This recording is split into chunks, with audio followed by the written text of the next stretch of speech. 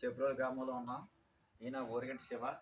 ఈయన ఆహ్వానం మేరకు ఈ ఊరికి వచ్చి ఈ మన ఆడపడుచులందరికి కూడా ఈ వరికుంచులు తయారు చేయడం నేర్పిస్తున్నాం మనం మా హరిత వికాస్ ఫౌండేషన్ తరఫున.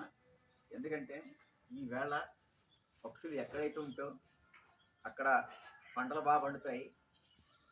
కాబట్టి ప్రస్తుతం పక్షుల్లో అంతరించిపోయే దశలో పిచ్చుక ఉంది.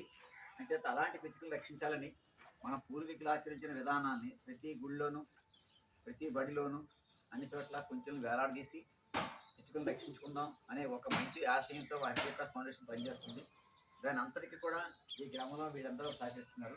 ఆ పెద్ద ఆయన చూడండి, ఆయనకి 79 సంవత్సరాలు. ఆయన ఎంతో తపనతో ఆ పింఛల్లి ఆలయాలు కట్టేవారు.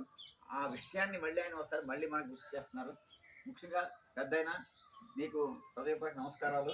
థ్యాంక్ యూ తాతయ్య. ఎందుకంటే ఈ రోజు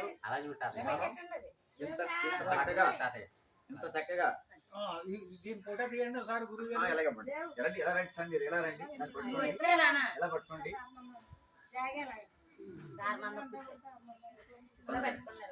అలా పట్టు చూపించండి.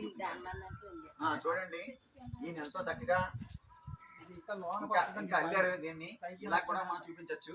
రండి సార్ చూడండి ఈయన ఎంత బాగా చక్కగా వెళ్ళారు. ఇది ఒక మోడల్. మనం ఇలా గ్రామీణ ప్రాంతాల్లో అందరికీ అన్ని మోడల్ తయారు చేయించి పిచ్చుకలు రక్షించడమే ధ్యేయంగా పెట్టుకున్న మా హరిత వికాస్ ఫౌండేషన్ కి వీళ్ళందరూ అండగా ఉన్నారు.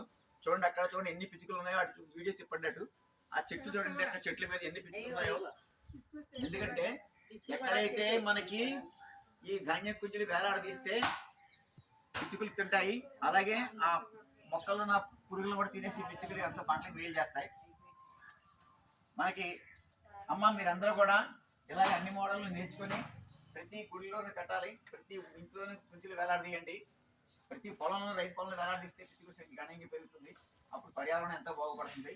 మనకి పిచ్చుకలు తదాస్తు దేవతలు. అంచేత అలాంటి పిచ్చుకలు రక్షించుకుంటే మన ఇంటి కూడా శుభాలు జరుగుతాయి. కాబట్టి సకల శుభాలకు నిలయం పక్షులు.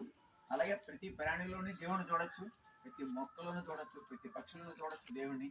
అంచేత మనం ప్రకృతిని కాపాడుకుందాం, ప్రకృతిని ఆరాధిద్దాం, ప్రకృతిని ధ్యేయంగా కాపాడుకునే ధ్యేయంగా మనం అందరం ముందుకు సాగుదాం. ఇందులో భాగంగా ప్రతి ఆడపిల్ల కూడా కుంచులు బాగా తయారు చేసి అన్ని చోట వేలాడదీయండి. మీరు ఇంత బాగా సహకరించినందుకు మీ అందరికీ కూడా హృదయపూర్వక ధన్యవాదాలు. హరిత వికాస్ ఫౌండేషన్ మీ దారిలాడి మాట్లాడుతుంది.